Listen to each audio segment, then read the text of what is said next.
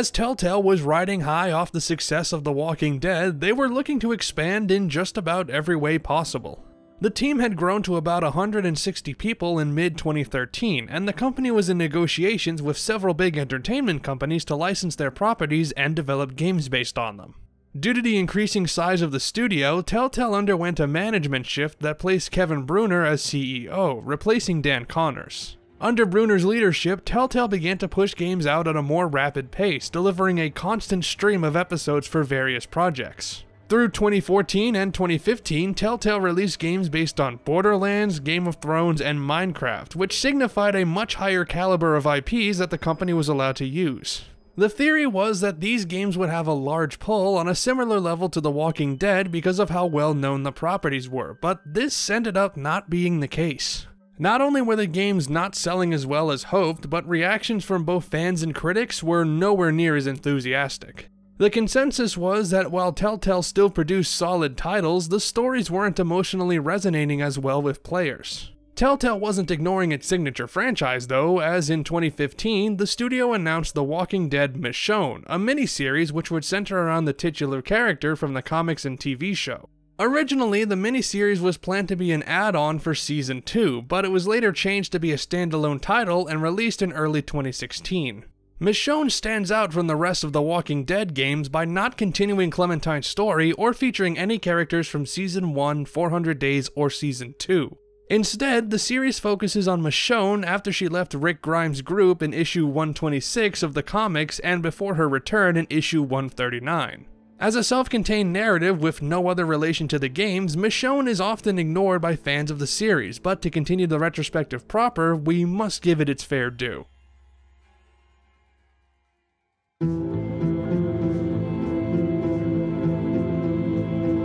The Michonne series begins on a small boat, where Michonne picks up a distress signal that sends her and Pete, the captain, to an abandoned ship.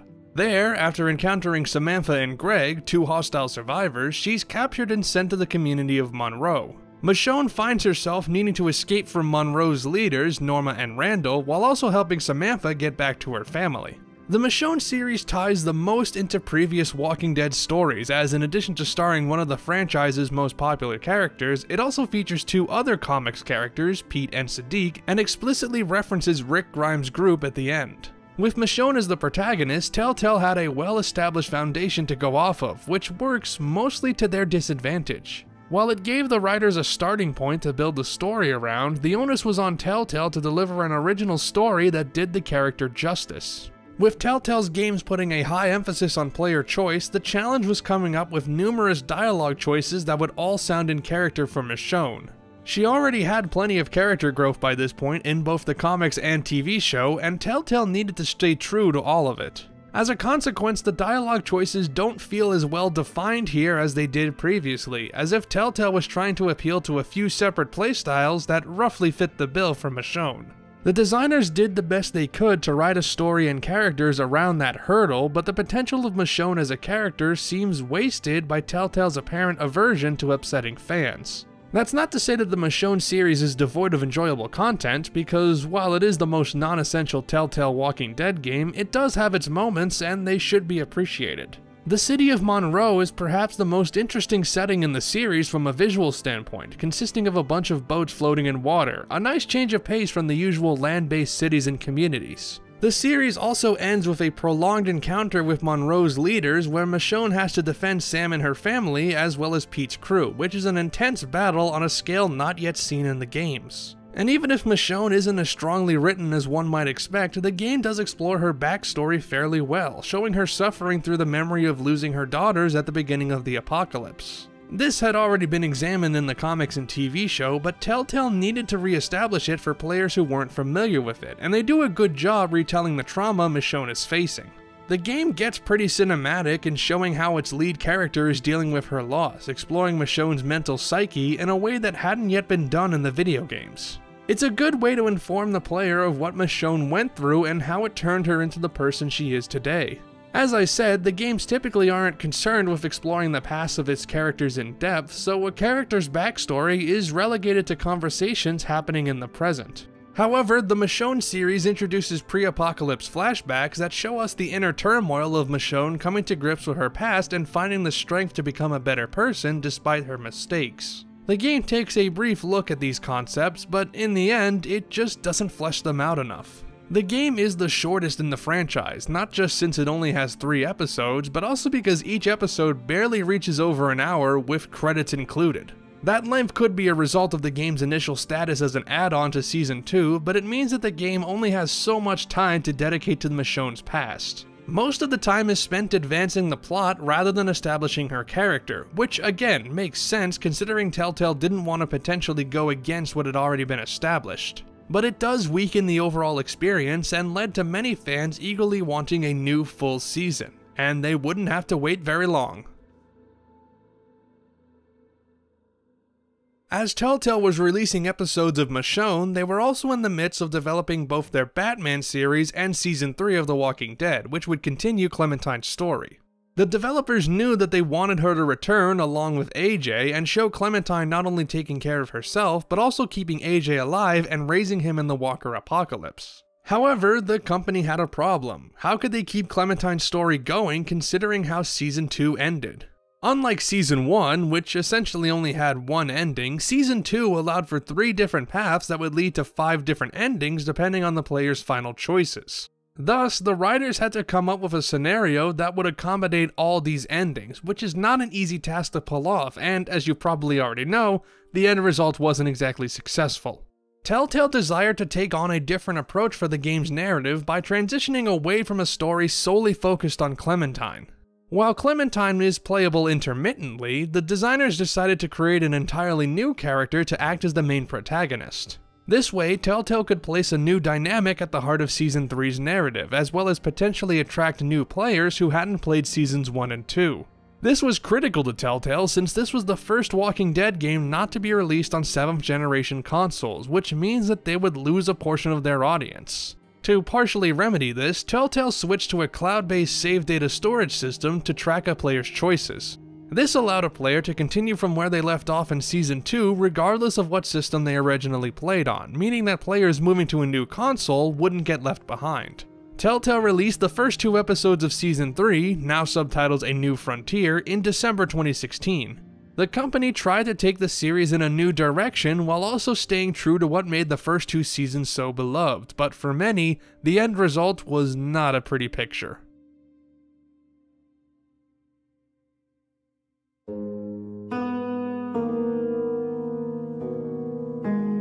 A New Frontier takes place 4 years after the Walker invasion begins and centers around Javier "Javi" Garcia, a former baseball player trying to protect his family, including his brother David, David's wife Kate, and their 2 children Gabe and Mariana. Though David was separated from the group in the initial outbreak, the family has stuck together these long years, but one night while scavenging, they're confronted by survivors from a group known as the New Frontier. While running from the New Frontier, Javi meets an older, tougher Clementine, who's looking for AJ after the 2 were separated. Now Javi, along with Clementine and some residents of the community of Prescott, need to survive the wrath of the New Frontier as well as try to keep his family together. A New Frontier story distances itself from the previous games by centering around a main cast that has no relation to Clementine and her people before the season begins. The bonds between Javi, Kate, David, Gabe, and Mariana are the biggest focal point of the season, and perhaps its strongest element. The writers had a tough challenge creating a protagonist that could match Lee and Clementine, but they met that challenge with Javi, who is a likable character and a good fit for the Walking Dead universe. Like Lee, Javi has a dark past, as he was kicked out of professional baseball for gambling, though Javi's past does come to haunt him in slight ways. Javi was famous before the Walkers, and some people recognize him from those days, but in the apocalypse, it doesn't matter that he was once a well-known figure, that he had a status above what most people had. Now Javi is just another survivor trying to protect the people closest to him, which speaks again to the point that in The Walking Dead, it doesn't matter who you were, what matters is who you are. Javi has been traveling with his sister-in-law, niece, and nephew for 4 years, and has become a surrogate father to David's kids as well as a potential love interest for Kate. They all assume that David is dead after splitting up with him during the outbreak, so they've been protected by Javi and look to him for leadership and view him as a father figure and partner. But when Javi reunites with David, his relationship with his family is put into jeopardy as he now has to balance the people he's traveled with for years in the apocalypse and his brother who's been a part of his life forever. David wants to take up the position as leader of the family, but Javi's proven himself to be a better father than he ever could be, which causes the bond between the brothers to weaken. The Walking Dead has introduced families before, but the Garcias are placed right at the center of the story, which gives the players incentive to keep the family alive and working together. Javi's relationship with his family has blossomed for decades, and it's already had plenty of highs and lows before the game even begins. Characters would often get upset with Lee and Clementine for their actions during the apocalypse, but Javi has some long-standing baggage with David and Kate, which makes it difficult for them to stick together. How well Javi's connection with his family holds is up to the player, but A New Frontier delivers a powerful, impactful message on keeping your family together, even when it gets pushed to the breaking point. I know you think you're strong enough to handle that alone, and so does your brother, and you're both wrong. You have to take care of each other. You two are all I'll leave behind, like Gabe and Mariana will be for David. Legacy, Javier. It's all anyone leaves behind. That and their bones. Be brothers before it's too late. The other major relationship Javi forms in the game is with Clementine, who underwent yet another transformation now that she's a little older. Clementine is only playable during flashback sequences that occur in each episode, showing us what happened to Clementine after Season 2, what happened to AJ, and what changed her into the person she now is. Regardless of how you played Clementine in Season 2, she's become a grizzled, no-nonsense character in A New Frontier. When you first meet her, she appears to have lost touch with her cheery side and turned into a hardened survivor who takes crap from nobody. This transformation in Clementine's personality was inevitable considering everything she went through in Seasons 1 and 2. Clementine has pushed aside her emotions and acts like she doesn't care about anybody because she's tired of losing people that she was close to. While she might see it as maturity, she still has a lot to learn about what it means to become an adult, even if she's become proficient at survival. It's only when she meets Javi and the two form a bond that she learns how to be open around people, while accepting that the death of those you care about is an unfortunate reality. This is a natural character arc for a character like Clementine, but it isn't something that every player necessarily enjoyed. Even though players loved watching the younger Clementine experience the Walker apocalypse, for one reason or another, seeing who she turned into rubbed some people the wrong way. But regardless of how players responded to it, it is an important part of Clementine's life as it's evolved over the series. By the time the game begins, she's all on her own, and losing AJ to the New Frontier makes her feel like she can't trust or get close to anyone. Not to mention that Clementine is now a teenager, and she's going through the changes that everybody experiences when they reach adolescence, not just physically, but mentally and emotionally. It's the perfect cascade of events that leads to her new personality, even if it's just a front to deflect the pain of losing everything important to her. Perhaps the reason why many players didn't respond well to her arc in A New Frontier is because she wasn't the main character. Clementine's role as a side character meant that people couldn't form as strong a connection with her as before, since she spends a sizable amount of time off-screen while the players are left with Javi. The game takes an outside perspective on Clementine, showing her new personality through the eyes of Javi and the rest of the characters. It's an interesting angle, but it also isn't fully formed, as she's pushed into the spotlight too often and too haphazardly to make it work.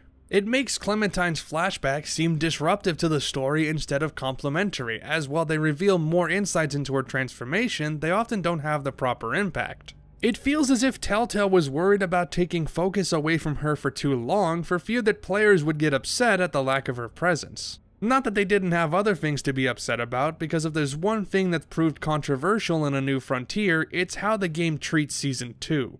Telltale had to wrap up multiple endings in a way that allowed the story to continue while accommodating for everything players chose previously. But players who stuck with Kenny and Jane felt betrayed by how Telltale treated these characters in A New Frontier, as they're both shown to have died in ways that many felt were undeserving. Now, this happened in Season 2 with Omid, and it may have been overzealous to expect that Kenny and Jane would live through the whole season, considering how often people die in this series. But many players chose to travel with Kenny and Jane because they wanted to see their adventures with Clementine, and when they died mere minutes after being reintroduced, people were understandably angry.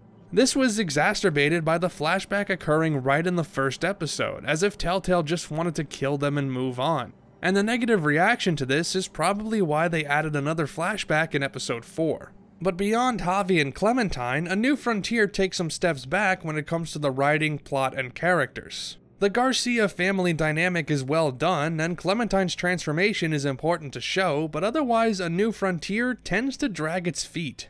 What made the groups in seasons 1 and 2 so good is that their journey is tied to the development of Lee and Clementine's character arcs. But because the center point of A New Frontier is a family whose relationship mostly evolves independently from everything else, the other storylines fall by the wayside. There isn't enough time spent with these characters to really get to know them, which may have been a problem for some characters in previous seasons, but is much more pervasive here. It leads to A New Frontier being an uneven adventure, with a constant mishmash of highs and lows and an inconsistent quality, and it makes the other characters' deaths seem less impactful.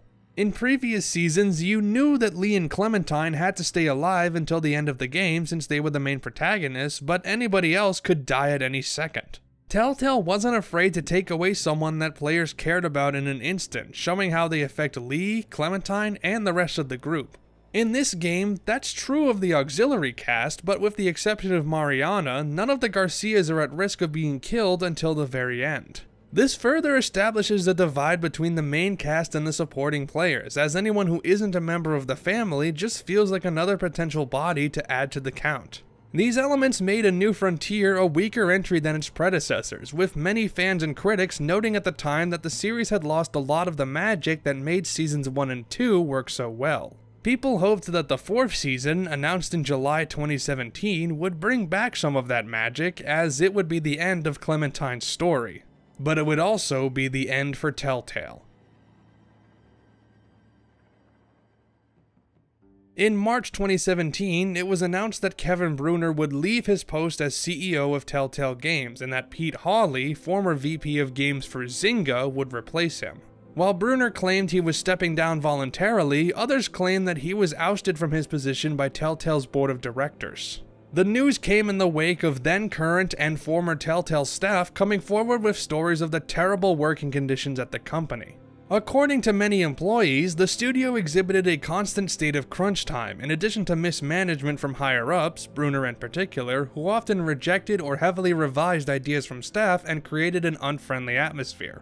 The reason was that Telltale's management was fixated on the idea of replicating The Walking Dead's success, and so the company pumped out titles at a rapid pace, regardless of quality or innovation. But not only was this approach draining on Telltale's employees, it wasn't making them any money. Telltale saw diminishing returns on nearly all their projects after The Walking Dead, with even properties such as Minecraft and Guardians of the Galaxy failing to bring in the numbers the company expected.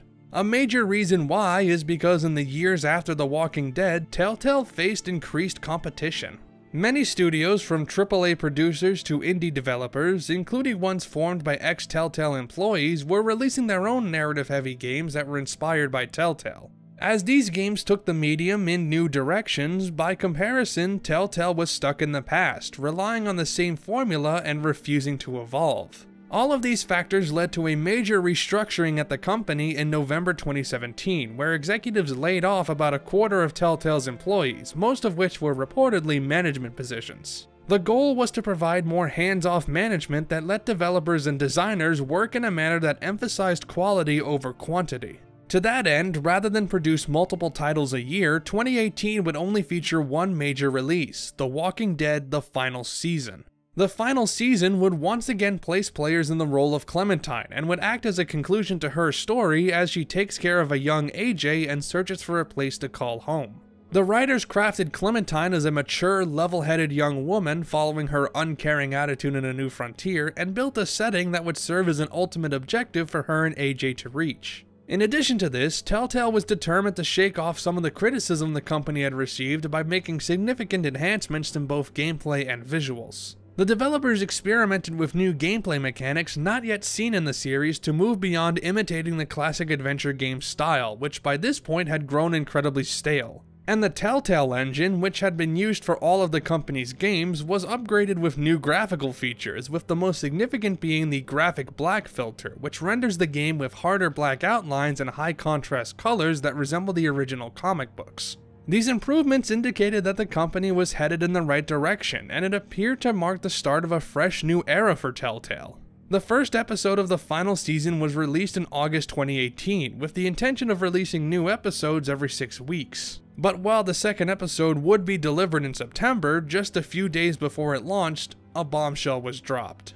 On September 21st, Telltale Games announced that the studio would be shutting down. About 90% of their employees were forced to leave that day, with only a small skeleton crew remaining to finish up contractual obligations. This came as a shock to both Telltale employees, who were only given 30 minutes to pack up their stuff and leave and received no severance, and the gaming public. Reports that came out after the closure confirmed that Telltale had relied on money from its investors to stay afloat, as video game sales were barely registering anything. When all of Telltale's investors pulled out, management decided to cease production on all the studio's projects and close the company. What followed was a torrent of mournful and angry responses from fans, as well as initiatives to help the employees find new jobs and take legal action against Telltale for violating labor laws. There are several other videos that go more in depth on Telltale's closure, but for this retrospective, we're going to skip straight to a question on everyone's mind at the time.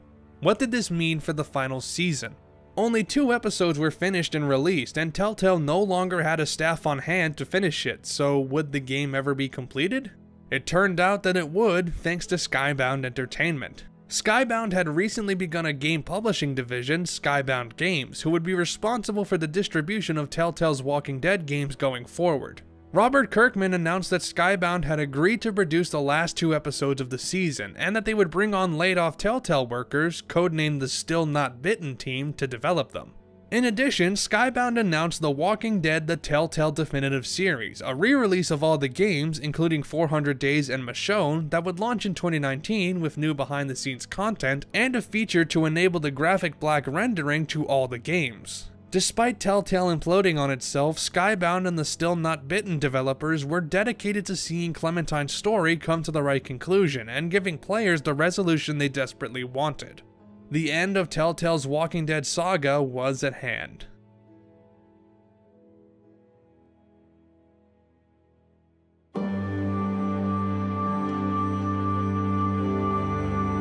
The final season begins with Clementine and AJ some years after she rescued him from McCarroll Ranch, where the New Frontier had left him. After crashing their car in the woods, Clementine and AJ come across Erickson's boarding school, a community of kids and young adults who have made the school their home in the years after the outbreak. The two attempt to join the Erickson crew in hopes that they can finally settle down, but when a group of raiders threatens their safety, Clementine will have to fight one last battle before she and AJ can rest for good.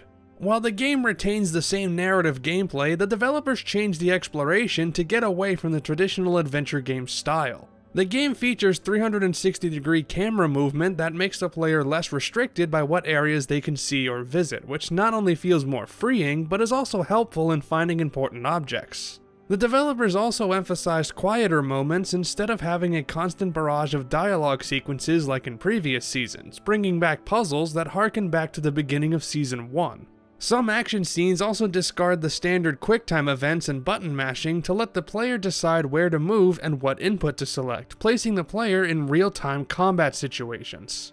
The improvements may seem very basic, especially considering that many popular games had already adapted these new features by this point, but for The Walking Dead specifically, these are welcome additions. It makes the final season feel more like a video game than a narrative adventure, and while some may miss the old-fashioned gameplay, the changes are ultimately for the better. And not only do they make the game feel fresher than its predecessors, but it's also a sign that Telltale was willing to go beyond the basic blueprint they relied on for years. But for the story, the writers doubled down on what they excelled at, focusing on the relationship between a young kid and their protector. Clementine has evolved to the position of that protector, inheriting the same role that Lee did in Season 1.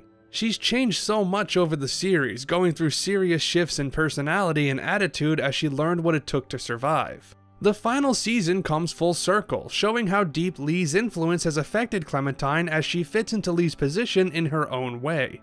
It isn't a one-to-one comparison though, as Lee and Clementine have much different backgrounds to draw from as they guide their young protege.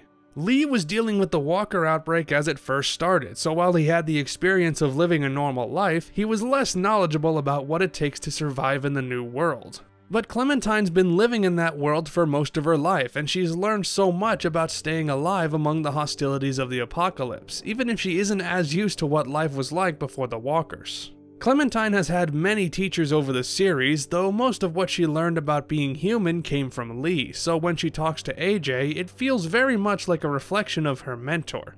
But it's also important to note that even though Clementine is the most mature and responsible we've seen her yet, she is still a kid, and she feels unprepared to deal with raising AJ right. All those times you would ask me if we'd find a home, all I could ever tell you was, we'll see. And your face would fall every single time. It's better than saying yes and lying to me. And that's what I told myself. But you want to know something I didn't tell you? I never had a plan. I never knew where we were going. I never knew anything. I just fought and fought and fought and hoped you didn't notice. Hoped we'd find something before you did. Did I do a good job? You tried really hard. That's all that matters, right? It's part of it. A big part. No matter how much she goes through and how hardened she becomes, elements of her youth will still peter in, which, depending on your viewpoint, is either a weakness or an indication of her humanity. While the relationship between Clementine and AJ parallels the one between Lee and Clementine, there are key differences because of how AJ's personality compares to Clementine's in the first season. By this point in the series, the kids that survived have grown up used to the Walkers, and to live that long, they need the necessary skills and attitude. That's demonstrated through AJ, who is even younger than Clementine was in Season 1, but already knows a lot about surviving in the apocalypse. But when it comes to having a sense of morals and ethics, AJ doesn't yet have the capacity to understand the complexities of doing the right thing. Clementine knew what life was like before the Walkers, so she has something to look back on fondly, as well as a moral compass that aligns with what was once normal life thanks to Lee. AJ only knows a post-Walker world, and since he's still a developing mind, he's learning lessons from both Clementine and the world around him. Thus, it's Clementine's job, and the players, to guide AJ along, fully cementing Clementine's transition into a Lee-type figure. But that job isn't easy, and it highlights not just how difficult it was for Lee to do what he did, but also what the player's ultimate goal is in this season. Keeping AJ alive is only one part of the equation, because you also feel the need to teach AJ the right lessons and do the right things for his sake. What makes it so challenging is that AJ's grown up in an era much different from ours, and he has a perspective that can seem almost alien to us. If all you know is the apocalypse, then you'll grow up focusing on survival above all else, and you can only learn what it means to be a normal person from people who had that experience. Even if Clementine only had a few years to live a typical life, by taking care of AJ, she assumes the responsibility of bringing him up not just as a survivor, but as a person. That's what ultimately leads to the climax of the story, which deliberately harkens back to the ending of Season 1. Throughout the final season, there are multiple allusions to the first season, which culminates in an ending that is, in many ways, a remake of Lee's death scene that serves as a way to close Clementine's role in AJ's life. Just like Lee, Clementine is bitten by a walker, and she and AJ enclose themselves off in a place where they can be alone as she imparts some last-minute wisdom onto AJ. But while AJ's proved himself to be a capable survivor by this point and could reasonably live on his own given the right circumstances, this scene shows him struggling with the idea that that could happen. At times, AJ appears to care too much about survival above everything else, much like Clementine in A New Frontier, but this ending shows that he is able to make an emotional, human connection. I want to stay with you. I know what'll happen. And I don't care. I don't want to go. I just want to sit next to you and stay. But in the end, AJ finds a balance between his survival instincts and his emotional core, and manages to make a decision that combines both mindsets, cutting off Clementine's leg to save her life. The scene initially plays out like Clementine is dying, but in the epilogue it's revealed that Clementine survived thanks to AJ's quick thinking. Now, some might view this ending as going against what the games had previously established as to how walker bites work, especially since Lee had the option to cut his bitten arm off and that didn't save him. And while it does seem like a bit of a stretch, it is the perfect way to cap off the season considering AJ's growth over the course of the game. AJ needs to be able to make the tough calls when necessary to survive, just like Lee was, just like Javi was, and just like Clementine was. Teaching him how to make the right decisions, even when you have limited time or knowledge, is one of the ultimate goals of the season, and in a broader sense, of the series in general. The other major goal of the final season is for Clementine to protect the kids of Erikson and make it a place where she and AJ can settle down. Erikson is a community of kids who, like Clementine, had little experience with life before the walkers hit, so they don't have the attachment to it as the adults have. They've also managed to survive for nearly a decade despite their youth by not just sharpening their endurance and tenacity, but also by keeping their morality in check and maintaining strong relationships with each other.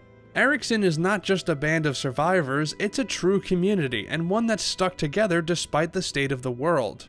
We've seen plenty of communities before: Crawford, House Hardware, Wellington, Monroe, Prescott, the New Frontier, and more, and eventually all of them crumble. They often collapse because of the protagonists, but when you look at the people who inhabit them, they likely wouldn't have survived long anyway. Even 9 years later, the Erikson kids have kept the community running, perhaps because they were abandoned by the school's headmasters when the apocalypse began and felt the need to stay by each other's side. It's this kind of bond that makes Clementine want to ingratiate herself and AJ into the community, though it doesn't come to them easily. With AJ killing Marlon after he's revealed to have sold kids to the Delta, who set their sights on attacking the school, it seems like Erikson is doomed to meet the same fate as the communities before them. But thanks to Clementine, the school manages to stay standing with enough of its community left alive to keep on trucking. Now, the reason why Erikson stays afloat is likely because the developers wanted to have a place for Clementine's story to end, as if this wasn't the final season, Erikson likely would have crumbled just like the rest. It may also explain why many of the Erikson kids don't have as much development as they deserve, like Asim, who has maybe one full scene, and Omar, who barely has any dialogue. But in terms of creating a community for Clementine and AJ to live in, Erikson is the perfect fit. Clementine is finally among people as old as her who have the same level of experience both fighting the dead and living a normal life. Being on the road for so many years has taken its toll on Clementine, and it's constantly gone unrewarded as community after community falls. If Clementine's journey were to continue, the school wouldn't be as important, it would just be another location for Clementine to visit. But since this was the final season, the writers wanted things to be as unambiguous as possible, perhaps because they were ready to put the Telltale series to bed. Erikson might fall one day, but as far as the player is concerned, with the school and its community, Clementine and AJ finally have a home.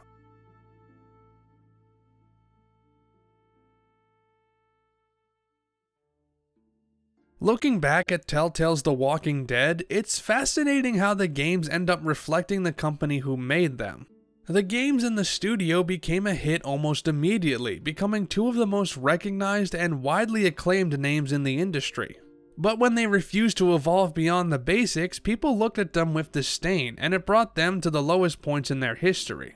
And as they started to experiment with new innovations and trying new methods of storytelling, it was all over. But it might not be over for long, as in 2019, LCG Entertainment acquired the rights to not only most of Telltale's assets, but to the Telltale name as well, and that they would be doing business as Telltale Games from that point onward. The new Telltale has announced that they, along with Ad Hoc Studio, were developing The Wolf Among Us 2, which the old Telltale had announced but had not started serious development on. It remains to be seen whether or not the new Telltale will avoid the mistakes of the original, but if they learned from the past, it might serve as a return to form for the Telltale-style adventure game. But while the original Telltale is gone, their legacy is not forgotten. Regardless of the studio's problems, what can't be denied is that they created an emotionally heavy experience that made people smile, cry, and feel for the characters they created.